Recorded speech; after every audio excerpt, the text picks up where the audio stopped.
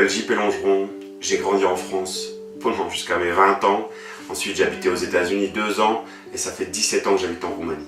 Croyez-moi, j'ai vu un paquet de chrétiens différents dans ma vie. J'étais dans plein d'églises différentes. Et puis ce matin, j'aimerais parler de la provision divine. Quand on parle de la provision divine, j'ai observé dans ma vie 2 types de chrétiens.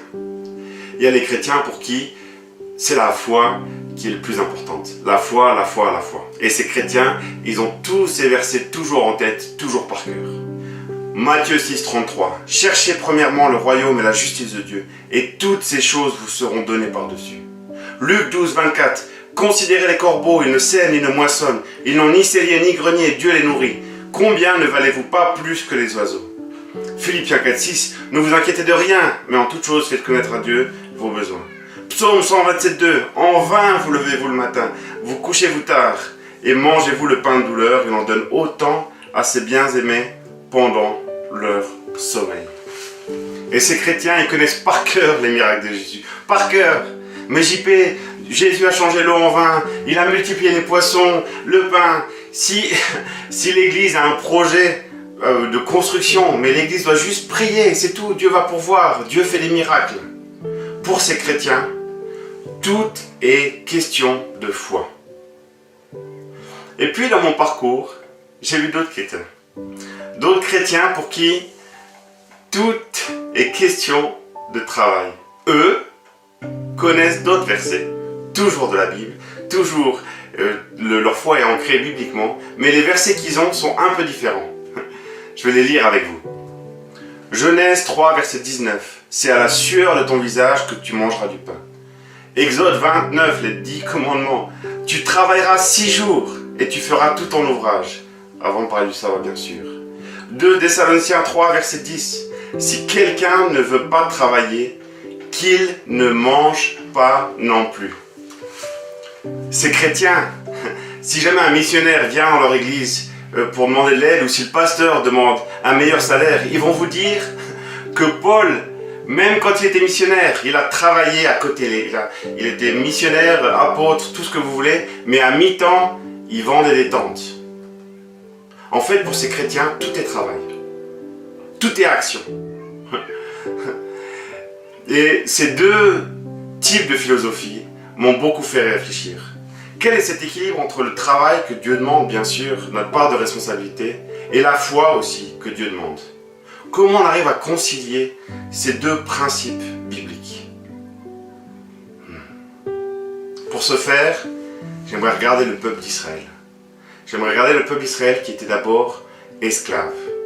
Quand il était esclave, en fait, ils avaient des maîtres, on va dire qu'ils étaient ouvriers, ils avaient juste des maîtres un peu difficiles, qui s'occupaient de leur donner à manger.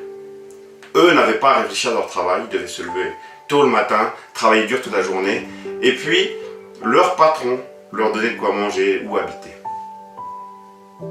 Dieu pourvoyait à travers un travail difficile. Ensuite, Moïse est venu et ils les ont sortis d'Égypte. Ils sont arrivés et dans le désert où il n'y avait pas d'autre possibilité, Dieu a fait un miracle. Dieu a envoyé la manne. C'est intéressant déjà. Le même Dieu, le même peuple, mais 2 façons dont Dieu pourvoit. Un avec le travail, ensuite avec la manne. Puis le peuple d'Égypte, le peuple d'Israël arrive dans le pays promis. Qu'est-ce qui est écrit? La manne s'arrête. Même Dieu. Dieu pourvoit à travers un travail difficile. Dieu pourvoit à travers la manne. Et Dieu, dans le pays promis, Dieu les rend patrons chacun. Dieu leur donne un terrain qu'ils peuvent cultiver, leur donne l'autorisation de faire des business. Et Dieu, en fait, sort ce peuple de qualité d'ouvrier, je vais nommer ça un patron. Intéressant, 3 situations différentes. Sauf les Lévites. 4e situation. Dieu dit, vous mettrez un peuple à part, le peuple des Lévites. Eux n'auront pas de terrain, eux ne pourront pas faire de business. Mais eux vivront par les offrandes du reste du peuple pour moi. Le reste du peuple va donner la dîme, les sacrifices. Et c'est ainsi que je vais prendre soin moi des Lévites. Même peuple, même Dieu. 4 situations. En fait, Dieu pourvoit toujours. Mais ça ne veut pas dire que Dieu pourvoit toujours de la même façon. Dieu nous demande notre part de travail, tous. Même dans le désert, les mamans devaient ramasser la manne, le faire cuire, préparer leur repas. Bien sûr que oui, le peuple, les hommes devaient préparer aussi le combat, les tentes. Tout le monde doit travailler, bien sûr. Et bien sûr que Dieu demande que celui qui ne travaille pas, qui ne mange pas, c'est un principe biblique. En même temps, Dieu promet la bénédiction si on a la foi en lui. Et si on fait notre part de travail, il promet de faire sa part. Quand on est ouvrier, qu'on prie, Dieu va pourvoir pour que l'entreprise fasse des bénéfices. Et éventuellement, Dieu va nous montrer une autre entreprise où travailler. Quand on est patron, il y a les autres défis. Le travail est différent, la pression est différente, mais la foi doit aussi être là. Et Dieu nous demande à chacun d'avoir cet équilibre entre foi et action. Ne mettons pas trop notre gloire dans notre travail, ni dans la foi. C'est un équilibre que chacun doit trouver. Et Dieu pourvoira à chacun de nos besoins.